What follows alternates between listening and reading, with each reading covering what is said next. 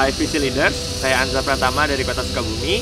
Saya merupakan ajudan yang bertugas di minggu ke-15 bersama dengan Kang Niko dari Bengkulu.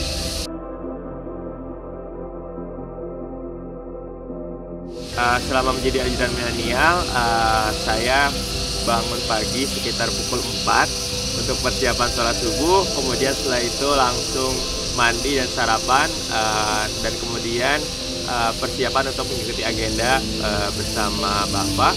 Dan pada malam harinya biasanya kita ada olahraga badminton, dan setelah itu baru dilanjutkan dengan istirahat.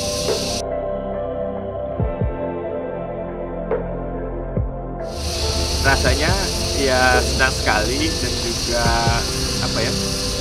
kaget sih akhirnya bisa kenalan dengan Pak Gub, dan ternyata Pak Gub dan keluarga di Pakuan juga sangat baik sekali dan ramah kepada kami yang ketika itu baru datang.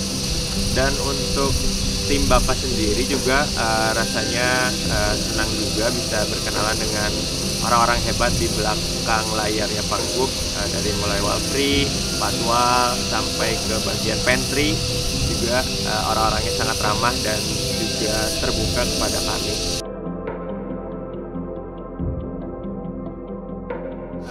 Rasanya senang sekali akhirnya bisa mendapatkan kesempatan untuk bermalam dan berkegiatan di Pakuan, dan juga kagum bagaimana seorang orang biasa gitu akhirnya bisa satu gedung dengan Bapak Gubernur.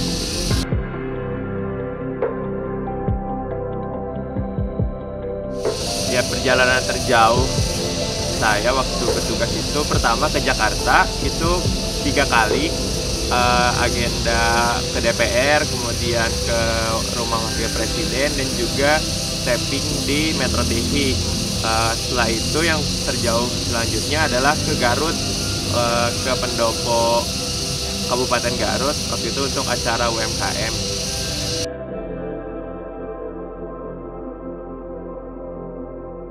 Jadi yang paling memorable bagi saya adalah ketika ke Jakarta, Bapak itu selalu mampir di rest area untuk beli tahu. Jadi akhirnya saya tahu bahwa tahu adalah makanan kesukaan Bapak, dan itu sangat membekas. Ternyata Pak Gubernur juga suka tahu ya, di rest area gitu.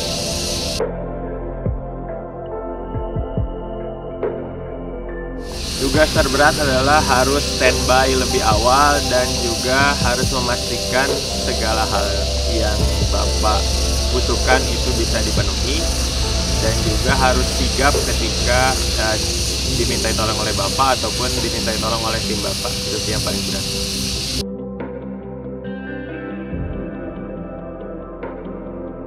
Ya, saya pernah ditinggalkan sekali oleh rombongan Bapak.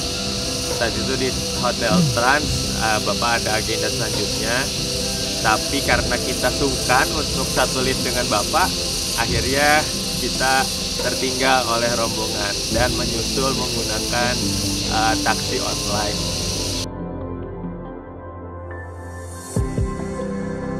Menurut saya Bapak orangnya cukup efisien ya dalam berbicara, jadi beliau cukup hemat bicara, tapi tidak menghilangkan kesan untuk care kepada sekitarnya juga. Kemudian Bapak juga cukup dalam beberapa kesempatan cukup bercanda gitu ya, meskipun tidak terlalu banyak, tapi beliau juga punya sisi humorisnya juga. Beliau juga cukup peka terhadap sekitarnya gitu, ketika sekitarnya ada kebutuhan apa, beliau tahu gitu apa yang harus dilakukan.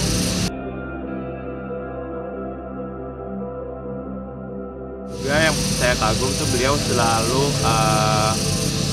tahu segala hal gitu. Ketika ada agenda apa tuh beliau sudah tahu bahwa harus begini, harus begini, harus begini. Diam-diam menghanyutkan gitu ya, meskipun beliau jarang untuk bikin ngobrol dan sebagainya, tapi beliau sangat memperhatikan sekitar.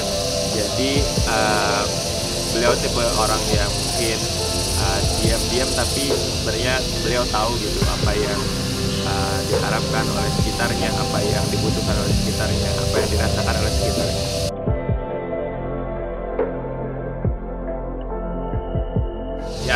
pelajaran yang pertama adalah beliau selalu bilang ya bahwa khairun nas anfa'uhum linnas, sebaik-baiknya manusia adalah yang bermanfaat.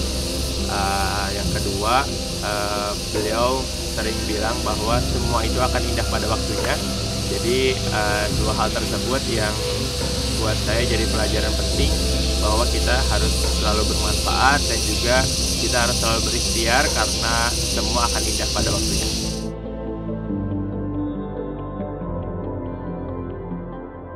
Yang pertama, untuk belajar kepemimpinan itu harus mempunyai niat yang lurus, yaitu niatnya untuk ibadah. Yang kedua, Pak Gub itu sering bilang bahwa kekuasaan itu hanya sementara, jadi gunakan dengan sebaik-baiknya. Yang ketiga adalah tadi khairun nas anfa'uhum linnas, bahwa sebaik-baiknya manusia adalah yang bermanfaat bagi orang banyak.